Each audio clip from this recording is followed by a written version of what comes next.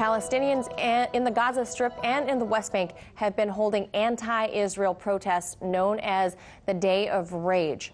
17 Palestinians have reportedly been injured in confrontations with Israeli soldiers.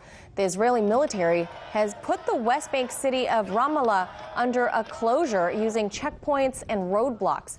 They've also arrested 100 Palestinians in what they call a manhunt. We say that the crimes committed by the occupation against our heroes will not terrorize the Palestinian people, who will continue in their path to end the occupation, God willing. This, for the sure, will be part of the Palestinian visions towards more unity.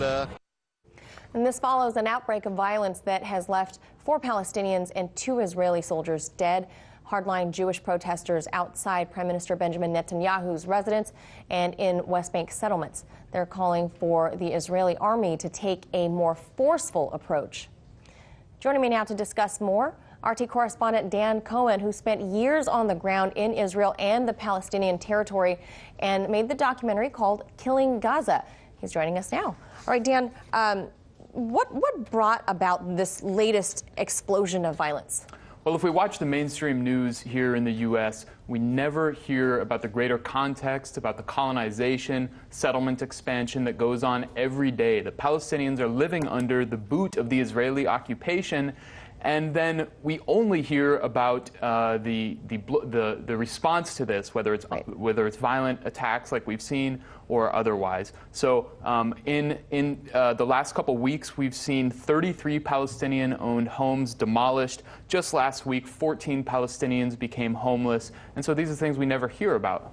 Right. So what you're saying is what we see on the mainstream news is when the Palestinians respond to those events that you just mentioned here. Exactly. And now Prime Minister Benjamin Netanyahu said, quote, "Our guiding principle is that whoever attacks us and whoever tries to attack us will pay with his life." How do you evaluate the Israeli government's actions here? Well, this is a clear order from the Israeli Prime Minister to carry out summary executions, and it's not the first time he said it. You hear this from the entire political military echelon from the top. Clear orders for summary executions.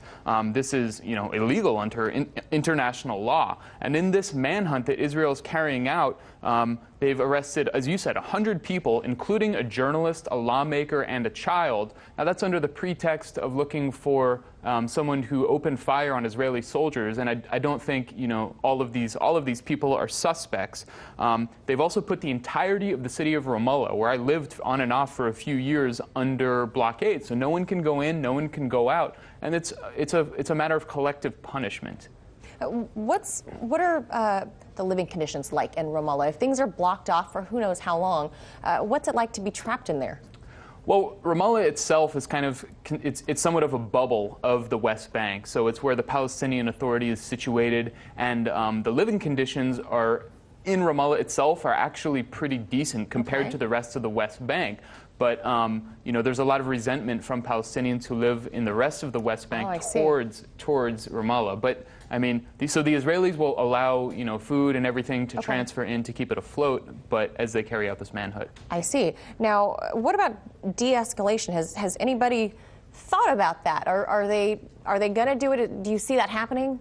Well, these kinds of outbreaks of violence we see every year, every season. It becomes basically predictable and somewhat banal. And so if we look at, what solutions is the Israeli government, who's in power, who's in control of the situation, who's getting billions of dollars every year from the United States government, this is the solution that they're offering, just ongoing occupation where these attacks kind of become predictable. Now, if we look at the response from the Israeli Prime Minister Benjamin Netanyahu's son, Yair Netanyahu, he wrote this on Facebook. He wrote, "There will be no peace here until 1, all Jews will leave the land of Israel, 2, all Muslims will leave the land of Israel." I prefer the second option. So this is a young man who's being groomed to enter Israeli politics and take over in his father's place, and really reflects the mainstream thinking inside Israel. And so that's the solution they're offering. Definitely harsh words, and we're so grateful to have a local in our own house expert, Dan Cohen, to discuss always anything happening out of Israel and the West Bank. Thank you, Dan Cohen. Thank you. Hey YouTube, thanks for checking out our channel. We hope you enjoyed the video. We have tons of content for you just like this. For more of RT America's one-of-a-kind news and analysis, be sure to subscribe and never stop questioning more.